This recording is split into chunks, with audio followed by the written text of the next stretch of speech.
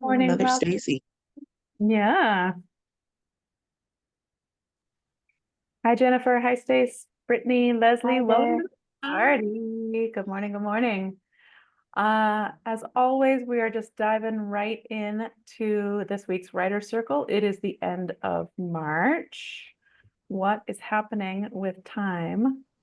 Quarter one is already over. Quarter two is happening, but maybe that means spring and summer are coming, so that's acceptable. We are spicing it up a little bit today. We have invited a special guest. Her name is Stacy Dyson. You are going to be forewarned. She and I have a tendency to banter. So you've been warned, but so do we all. So she belongs here. I'm going to let Stacy introduce herself in a little bit. But in the meantime, I'm going to brag about her for a second. She's an amazing poet. I met her because we were both at a terrible event together and we bonded. But she's amazing. And I've known she was amazing since that moment. Since then, she's published 3 books with us, 2 solo poetry collections. I just happen to have one of those babies right here, and a collaborative collection full of women in what's the word where I had this when I was driving, an amazing community of other poets. So she can tell you about what she's building, what she's working on, but this woman knows language and she's smart and she doesn't put up with anybody's crap, especially mine. So I'm really hoping that you enjoy her half as much as I do, at least. Let's just check in. Where are you in your process? Where are you with your product?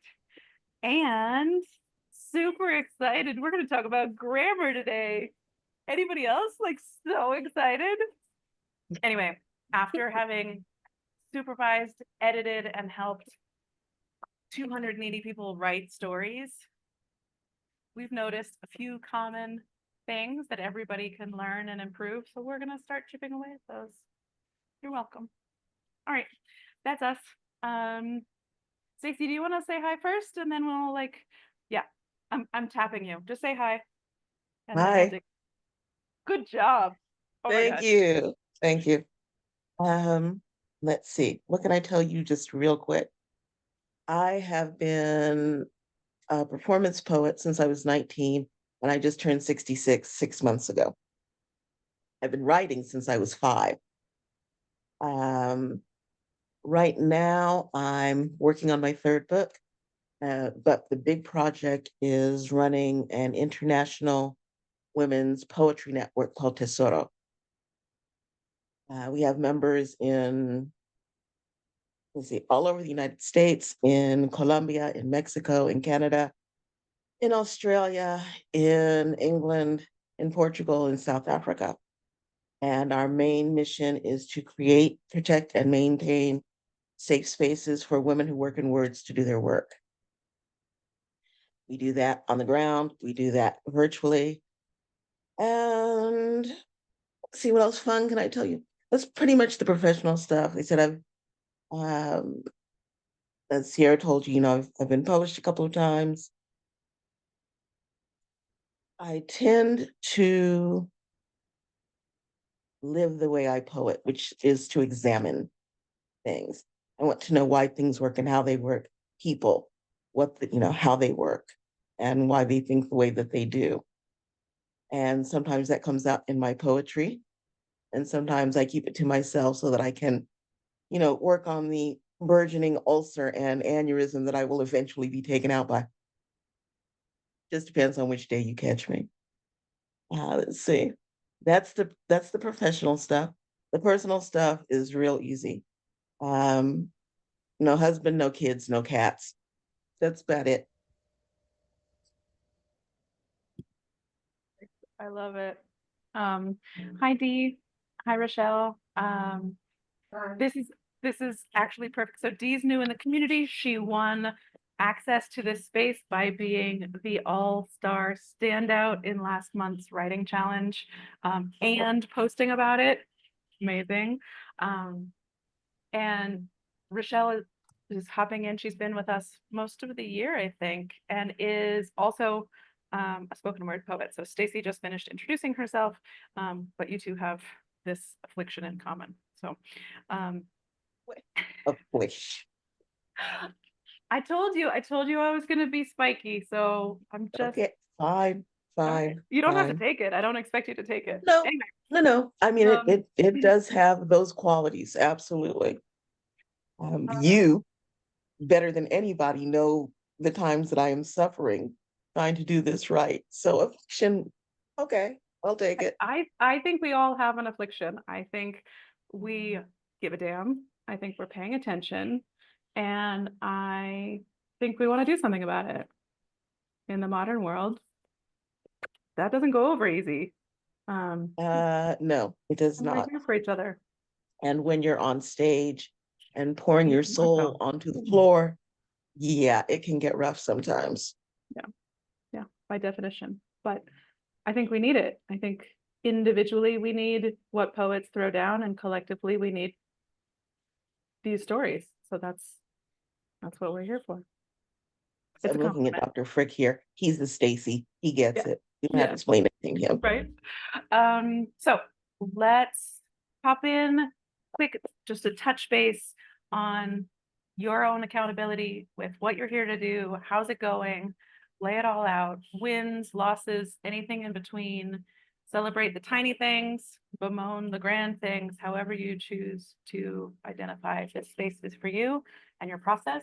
And then we will enthusiastically pick apart a tiny little piece of grammar. And then I may let Stacy do something to you. Who knows? Happens. For you, with you. Um, All right, whatever. 4 is good. The words come out of my mouth. We don't edit them on the page. We edit them. Uh, All right. Apparently. All right. Okay. So checking in. How you doing? What's a win? What's something that we're working on? It's the end of the month, that great time to just remember what it is that we said we were going to do at the beginning of March and see if we did any of it.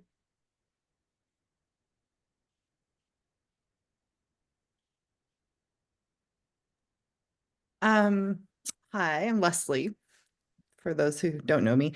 I'm just finishing editing my rough draft of a nonfiction called Unemployable. And I made some big progress this week. I've finished 31 of 40 chapters editing. So I thought I'd be done by now, but life, life. I think But I life is did this whole make it. sentence. Yeah. Yeah, but I made a big leap this week and getting some stuff done. So feeling I have some more filler to write. Like as I read through it, I'm like, oh, I need to add stuff here and add stuff here, but I'm waiting to do that because that's the enjoyable part. So that's my reward is once I finish, crossing out the word just 500 times. We'll get to that. So. Who's next? I know that feels good because I know there was some lagging time and lifing weeks and some things that slowed down, but remembering that sometimes we need that to like propel us over the next thing. Stace, take us away, sir. Hi, I'm Stace. And so pleased to meet you, Stacy. I should be able to remember your name. The week has been good. The Empowerment Revolution, my solo venture, has been submitted for final editing. The last review that I had said there weren't enough swear words in it, so it didn't sound like me. Fair. That was fair. Damn it, Stacy. I Stace, agree. come on, like It was very much your professor and not not me. the band. Yeah. Yeah, with on a table in the street with aguardiente. But it was an accomplishment to be able to submit it, and I feel good about that. And I feel like the editing that is needed now is so much less than when I first started my final self-editing process. Yeah. I have started the self-editing process for my chapter in mental. It has been written and now it is being revised. So I'm very happy with that. the chapter that I authored in Unstoppable with Lisa Nichols is ready for publication. So I am excited about that. I will be going to New York in May and then LA in May to start press and media. And there are a couple of different things. The last thing that I'll be doing is speaking, which is really, writing and speaking are really where my heart are. And so the last thing I'll be doing for part of my media campaign in California is I'll be sharing the stage with Jack Canfield to give a presentation about empowerment, which is what my solo venture is about. So that's where I am, and kind of measuring twice so I can cut once Mhm. sort of period for me, making sure that I've got everything lined up, that I've got the Well, thing. and you're doing like- 3 different projects simultaneously, all sort of on top of each other. Yeah. Each has And- multiple steps and stages and phases and vibes and everything. So, and lifing, you know, and life. and lifing, Yeah. But it's breathing, good. I bathing, love it, you amazing. know, My gosh. it's a lot less like work when you love it, but it's always work. You know, it's process, and I'm enjoying it, and I'm learning so much. And, you know, I just think, okay, that was done. Let's see how we can improve it. Yeah. And, you know, the next day, same thing. Yeah, But exactly. that's where I am. So I'm more in the revision than I am the creation at this point, which feels good. Who's next? Take it away, Rochelle. So it's interesting how the things in life, also congratulations to everyone in your wins. But it's interesting how in life and the book that we write, there's always a correlation. In life and in my business right now, I'm an entrepreneur. I'm a coach and neuromuscular therapist, so I do body work, and I'm a strength coach, so I teach people how to be strong. And I'm writing a book on poetry, on resilience. A lot of different parts, but similar themes. And a challenge that I've been facing is like I've written out different goals for each quarter and each month. And January, I was like pretty much on fire. I hit so many goals for my book. And then February hit, that was my competition. I was in prep like since June and competing back-to-back meets for powerlifting. So I had to put my book stuff on the back burner. And now that I'm coming out of that, like I feel like I'm finally recovered. I've noticed that when I put all my energy towards something else, um, I didn't have time to sit with myself, to really sit with my feelings, which is what poetry, like that's how you write the best things. I've realized I haven't been journaling. Usually I would journal daily or like every other day. And I haven't been doing any of those things because all my energy went to other parts of my life. So now I'm coming back into all of it. And I feel like I'm starting to narrow down a little bit more on the direction I want to go with this book too, because now I have capacity to think about it. Yeah, amazing. I spent the weekend, sometimes I work on the weekends because work is fun, examining a spreadsheet of my 2025 business goals that I mapped out in November. And everything that didn't get done got a line through it. And almost everything on my Q1 list didn't get done at all. Business, life, health went sort of sideways a little bit. I showed up and all, bathed most of the time and took care of the regulars. But I also noticed that one of my goals for the entire year did get done. I had set 5 book awards as the goal for this year, and we've more than smashed it in 3 months. Okay. While not accomplishing any of the other stuff. And so there's this like, what's a win and what's a loss? First of all, some of the things that I put on my list were crap and I didn't need to do it anyway. So it was really nice to put a line through them and just be like, no big deal. The other thing that I was thinking is, how many people are familiar with the 80-20 rule? Like 80% of your results come from 20% of your actions, and really figuring out which actions get the most results.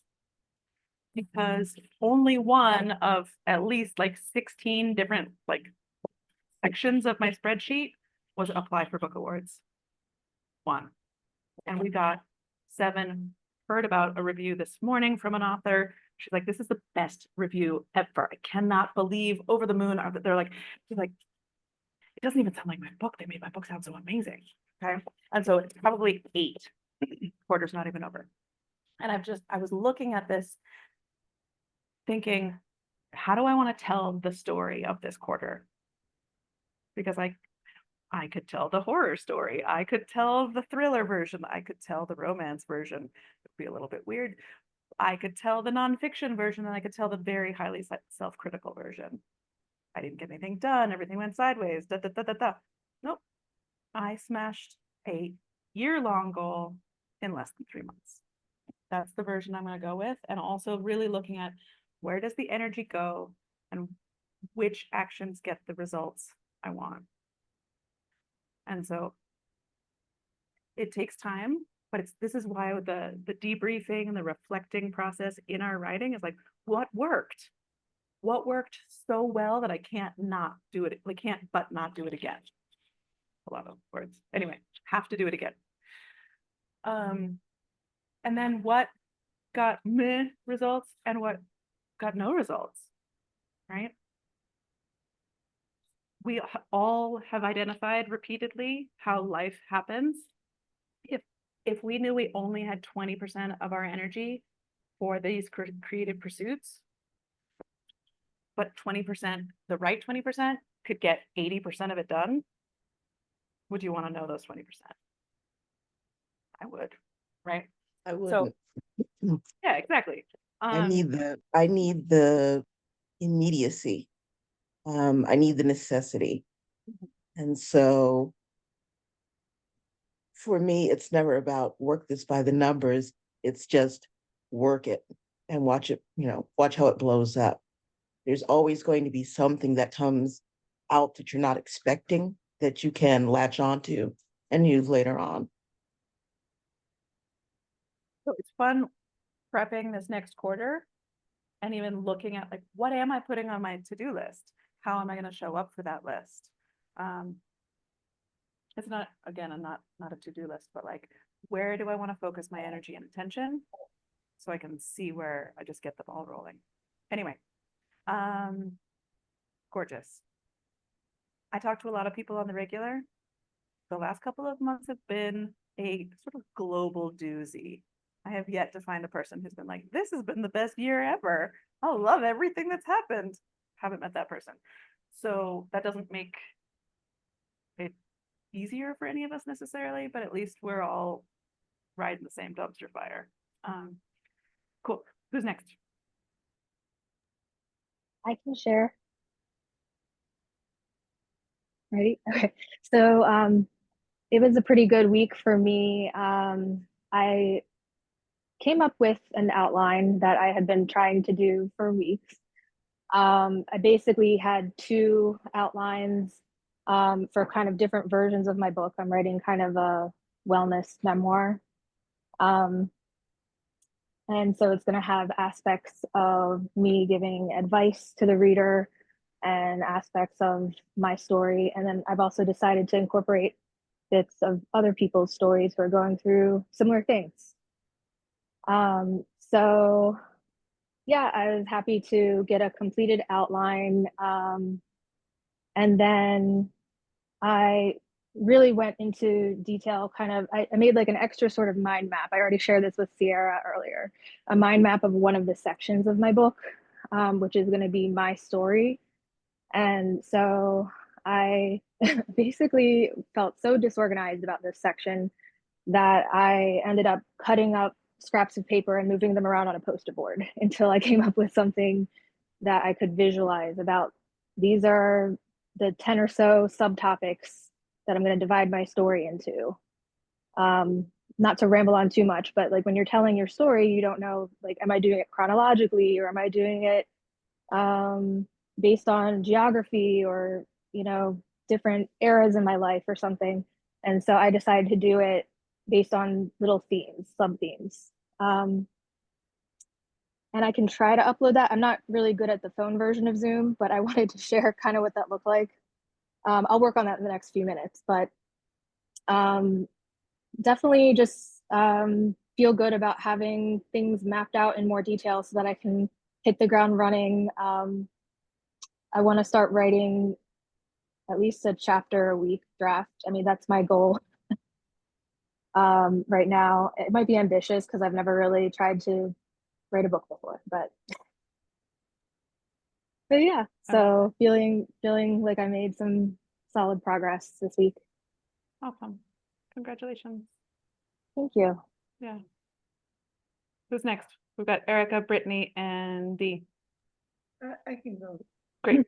So I actually am, hi everyone, Dee, thank you so much for the invitation here. I guess this is where all the cool people hang out, so definitely have to join. But yeah, so actually I joined the group prematurely. I haven't started working on my book. So I'm writing a novel, but I'm also actually finishing up my PhD dissertation. And you know, I'm thinking about ways I can think about this academic topic in a more like public public facing kind of way, which is what prompted me to look into Red Thread books and all that. So, but I've gotten so much more out of this community. And so yeah, so right now I'm really in crunch mode, really finishing my edits, rewriting a lot. All of everything that you guys share, the process is so helpful for me in helping me with my process with this. I read about like urban planning, generally architecture, but this particular project is about infrastructure finance. I know everyone's asleep already, but like I'm trying to make it more interesting in terms of like sustainable development and in terms of like knowing where your tax dollars go, knowing what kind of corporations, and I'm trying to find that angle. And I'm sure I don't have to do it right this second. I need to defend in the next month or so. And I'm at Columbia, which is there's not the country, at the university, and right now it's wild because of everything that's going. The Trump has all his ire on this university. I personally think it's because he's sent his son, all of his children, to the primary school for like 14, 15 years, from kindergarten to 12th grade, but especially his latest son, Baron, didn't get accepted. So that's like a whole different topic. But I'm saying it's just wild here, and I'm trying to just coast through this period, and it's not easy. And friends going through serious legal trouble because of all of this, and yeah, and I'm dealing with some aging parents. Let's just keep it simple at that. Yeah, I'm dealing with a lot at home. But yeah, so yeah, if you guys have any questions, let me know. I'm not really sure what I'm supposed to share, but yeah, right now I'm just Perfect. trying That's a good to start. finish. Yeah. Yeah. Thanks. I'm glad you're here. Erica, Brittany, do you want to just do a quick high five? What's going on? I can go quick. I shared last time that I realized that my journey is still unfolding, and that is why I'm struggling a little bit with what my book is going to be.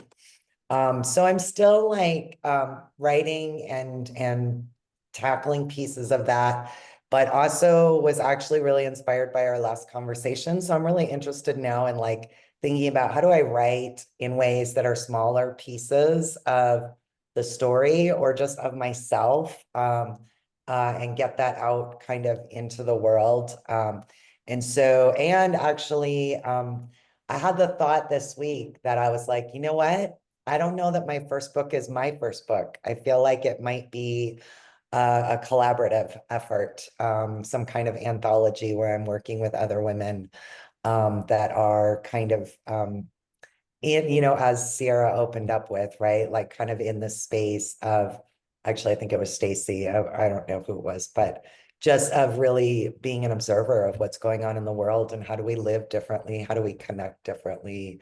All of that kind of thing. So anyway, that's where I am. And also, Jen and I connected, and we're planning on connecting. We almost live virtually connected.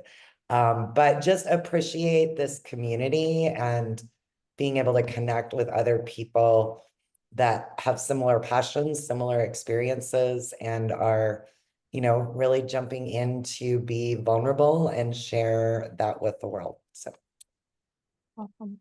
Thanks. Hi, Brittany. Hey everyone. I'm Brittany, by the way, if anyone doesn't know who I am. So I basically broke down like my book in last week and a half, and I bought a huge, I guess I can show you guys, like all of that is my book. Nice.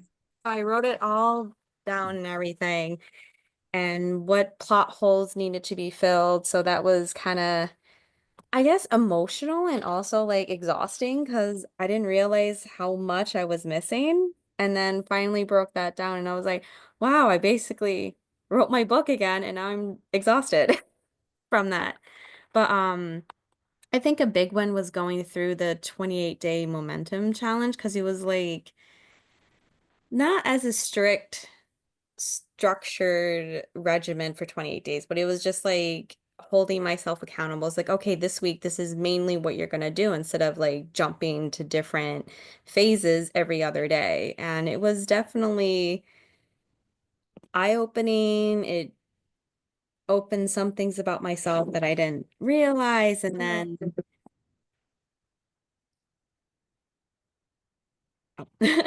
okay. And yeah, it was just a very nice experience that I'm glad I did. So I guess I'll do that as a win for this week, I guess. Awesome. Perfect. Cool. Stacy, you haven't been with this group of authors. You've been in different spaces with us in the past. Anything that you want to do before we get into the grammar goo? Mostly just to remind, to let you know, never ever discount the emotional part of this. Even when you're sitting there and you got, this chapter's ready to go, this chapter's ready to go, this chapter's ready to go. That's all taken a toll on you emotionally. And if you don't stop and deal with that, however it is you need to deal with that, sometimes it's joyfully, sometimes it's not. But you've got to figure that out and deal with it somehow. Otherwise, two things will happen. You won't get any further, not successfully. And the next time you decide to do another book or another presentation or whatever, you're blocked from Jump Street. Okay? Everything is going to sound the same because you're in the same place still. You cannot move forward. You won't move forward. And so what I tell my poets to do is figure out what it is and then go fix it. And sometimes that's getting into a group with a lot of other people. Sometimes it's locking yourself in a shed, as one of my colleagues used to do, and break dishes. In my particular case, it's indulging in way too much frozen yogurt. Sometimes when I wasn't doing frozen yogurt, I would sing for 3 or 4 hours just to clear that space out, because like most things in life, according to the way I look at things, you're just a conduit. You're something for the words, for the message to go through. No conduit works well if it's blocked. You have to stay clear. And if you're not clear, then you have to figure out what the blockage is and get rid of it. And a lot of the time, it's fear, it's doubt, it's lack of, how shall I say, it's lack of acknowledgement of what a big thing you're doing. If you don't congratulate yourself, don't expect anybody else to do it genuinely. It doesn't work that way. Because if you don't believe it, why should they? If you're not invested, why should they be? The biggest thing is to acknowledge the emotional part of it. And the other big thing is, for God's sake, take it easy on yourself. Okay. I mean, I'm a pressure player. I get it. But at some point, it's kind of like, okay, I've got to back up. Otherwise, I'm going to end up stuck in the same place over and over and over again. So breathe. That's the big thing. And that sounds ridiculous because everybody says, I breathe all the time. No, you don't. Take a minute or a second or however long it takes. Figure out what it is that makes you breathe and do that. Then go back to work. My wisdom for the day. Love it. I love it. That land or resonate with anybody in any particular way? What you needed to hear today? Yeah. With that in mind, let's talk about active and passive voice. Whew. How many people have heard, that's just a very harsh transition, just in case you weren't sure. How many people have heard the term active voice or passive voice when we're talking about writing? How many people know what it means and how to use it? Yeah. Okay.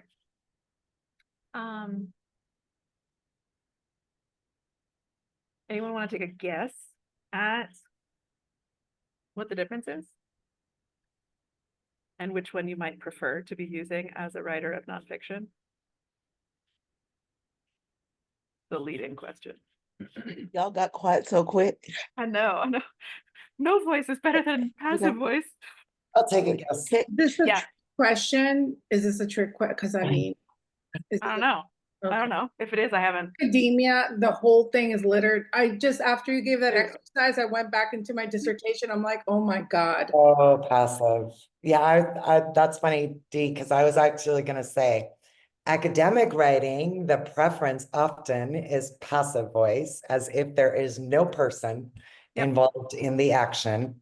And I would say as a nonfiction or fiction writer that the preference would be active, that there is somebody doing the thing and that somebody is not invisible.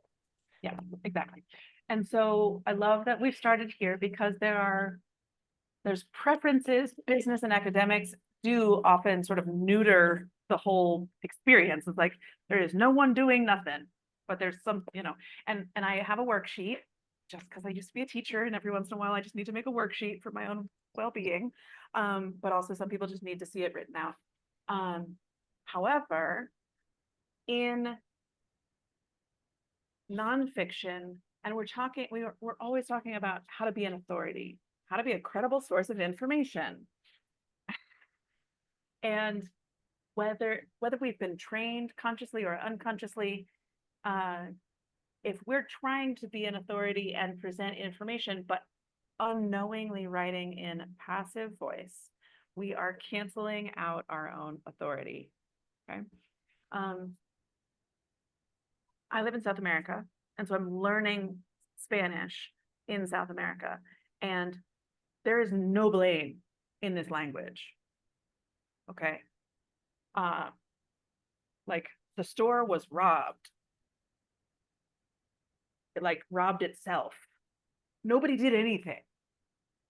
And that's where we can get if we don't, if we're not aware of it and if we're not checking ourselves, we can get to this like, yeah, it feels very neutered. So what I want to do is talk you through a simple-ish grammatic concept so that you understand it a little better, so that you are aware of it and you can start looking out for it in your own writing. Let's see, can you see all of that? Are we in the way? Let's see.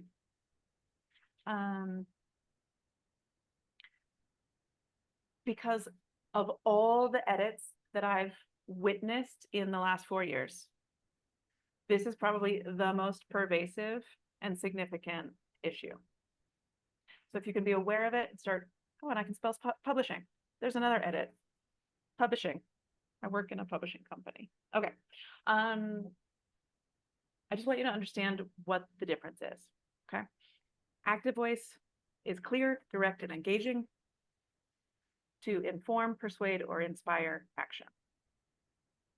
Passive voice is impersonal, vague, and weak when it's overused. That's a pretty clear, like, which one we want. And there are, you know, in memos and that kind of thing, there's certain business and academic spaces where it can be used on purpose. But for those of you who really just wanted to see subject, verb, object things mapped out for yourself, because we haven't been in the 4th grade recently, the subject performs the action rather than the object being the focus of the sentence. Okay. So if anybody needs to just review this, she wrote the book. Subject, verb, object.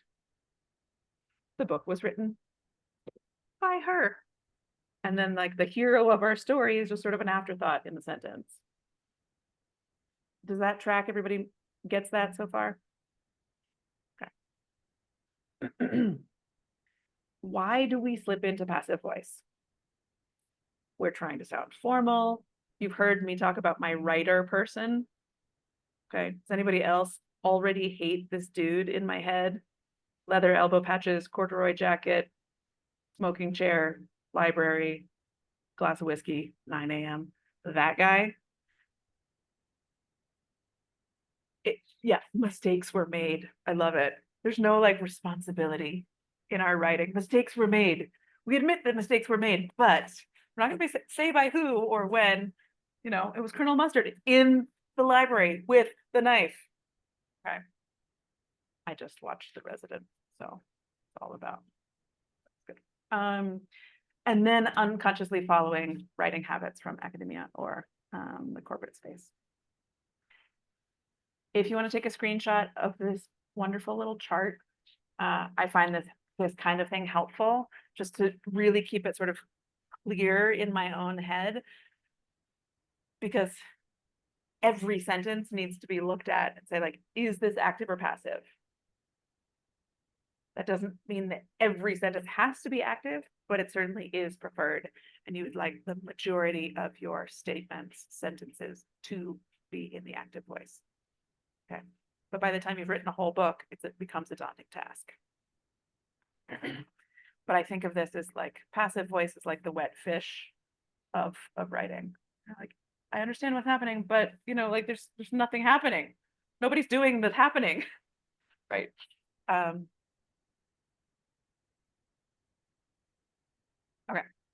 So quick pop quiz. The decision, we're going to do a couple of rewrites. Anybody can unmute, say it out loud. This is meant to be easy because I want you to feel like you've got this. The decision was made by the committee. How do we rewrite that to make it an active statement? The committee made the decision. Yeah, they did. Good job, committee. Okay. The article was written by a well-known journalist.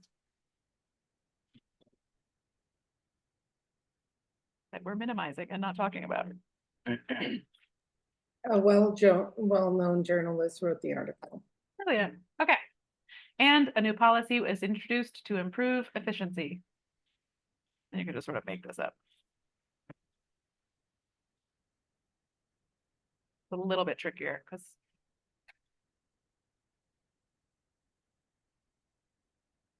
The who's not even in there. So just make a Big Bird announced a new policy to improve efficiency.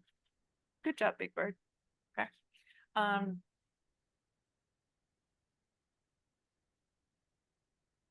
This is actually like a quick hack. You can run a search in your document for was, what, were, is, and been. That doesn't mean every sentence that has these words in it is passive, but it'll help you thin them out. Okay. Because you removed was from these sentences, and you're going to catch it, some of it. Okay. Wasn't that fun? Excitement, thoughts, reactions, questions, all of the above, anything. Should we do more of this? Yes, I'm going to give you a copy of this worksheet. It's going to be in the school community with the replay.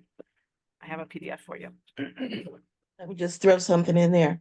Yes, please. One of the things that I always tell, especially my performers, to do is keep two things in mind. Who are you talking to?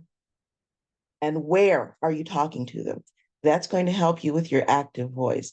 Okay. You're not going to talk to your grandma in church the same way you talk to her in the laundromat.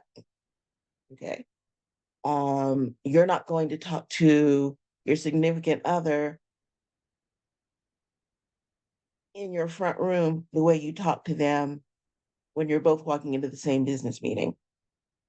Okay. So who it is and where makes a huge difference. If you keep that in mind, active voice is easier because at the end of this all, it's a conversation. Okay. Poetry especially only comes in two modes, conversational and storytelling. Storytelling is usually, for the most part, passive voice. Okay. Especially if you're talking about things that happened back in the past, but there's still a way, keep it active so that whoever is reading you or listening to you stays invested. That's the big thing. I don't care what you're writing about. If you are boring the living Jesus out of your audience, they're not going to care about anything you say. Doesn't matter how important it is, doesn't matter how far reaching it goes, it just doesn't matter. If you're on stage and you pull that nonsense, people go, and they leave. Okay. If you keep it an active voice, that means boom, immediate, boom, this talks to me, boom, this makes sense. And what it does, it hits on a bunch of different levels. It hits you emotionally, it hits you spiritually. If you're, doing it right, it's going to hit you mentally. Anything that hits on as many levels as possible means that's the right way to do it.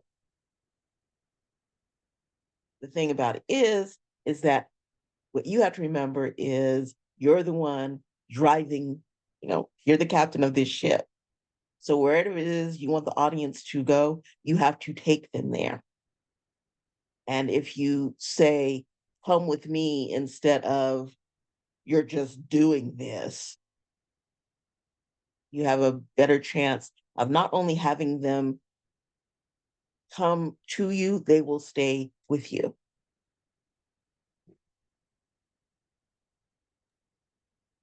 Who's excited to play around with this? Yeah, Leslie, kinda. I love it. I speak to my daughter completely differently than the way I speak with Stacy when we're being unsupervised. But even when I'm talking to my daughter, I will hear something that I've said and need to like rewind and rephrase myself so that it's not, if, for example, if I need her to do something and I ask it like it's a question, she's 9 and she's absolutely just going to be like, no, thanks. And there's so many things that we could do with language, and they're subtle. And if we're not paying attention to what we're constructing, we're not taking them on that journey that Stacy's talking about, the way that we want to. We might be taking them on a ride, but not the one we intend. So there's so much to play around with. Questions, reactions, thoughts?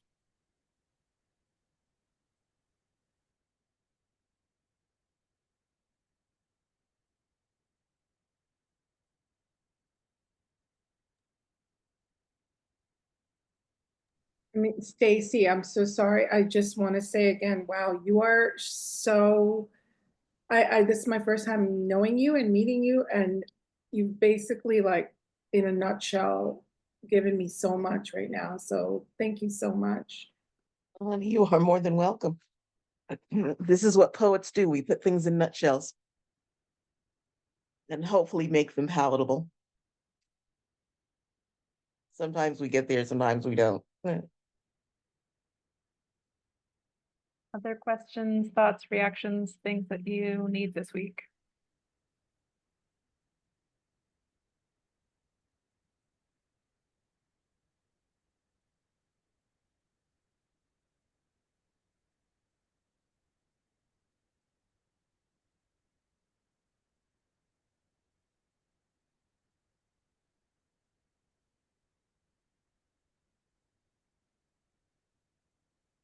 If you need something, you can ask for it. Yeah, Leslie.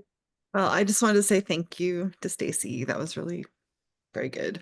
I have another meeting I have to go prep for, Great. which is rare that I have 2 meetings in a day. Actually, I have 3. So I'm like, what's going on? Good. Yeah. And so thank you for that. And hopefully next week I'll have my book all edited Yeah. round 1. Yes. So we'll see. Anyway, Amazing. everybody have a good week. Okay, smash those meetings. So, anybody else have anything they need before we wrap up? No, the community's there for you in between to keep you satiated, etc. I Jen, just did you- wanted to share something else from last week. I believe it was last week we were talking about other ways to get our names out there and our material out there. Yeah. And so I started a Substack. If any of you want to follow me, if you're on there, I can paste that in the chat. Are you comfortable to share it with the group at large? I'm not sure about that yet. It Sure. is like kind of sensitive material. Yeah, then don't. And so I'm not even sharing it with like my friends and family Perfect. very much yet. But No, yeah, no, I'll that's why I post it asked. right here. Yeah, good. Definitely. I think that's super cool, actually, that we've been talking about it in the past, but it's like who you share with, what and when, right? Just because you made something does not mean you need to share it with everybody, right? You share it with the people, the right people at the right time. And I love that. And that's why I asked, because we definitely don't need to share with the wide open. I've actually posted in the community. There have been a lot of people joining. If anybody seems sketch, please call them out on it. Let us know. It's part of, now that the community is big enough, it's partly our job to do some regular weeding. Because it's really important that you're not getting weird people messaging you. That's not what the space is for. Congratulations, Jen. That's amazing. Well, thank you. So I'm going to Very try to cool. post something at least a couple times a week there. And Nice. yeah, I'm enjoying it, as it's like good to like work out some ideas that will be in my book as well. So Amazing. Amazing. yay. Congratulations. Anything Thank else you. before we sign off? Being up just a few minutes early today. No? Okay. Thanks for tuning in. Have a gorgeous day. Have a beautiful week, and we'll see you next time. Thanks. They'll be your brilliant selves. Have a good time.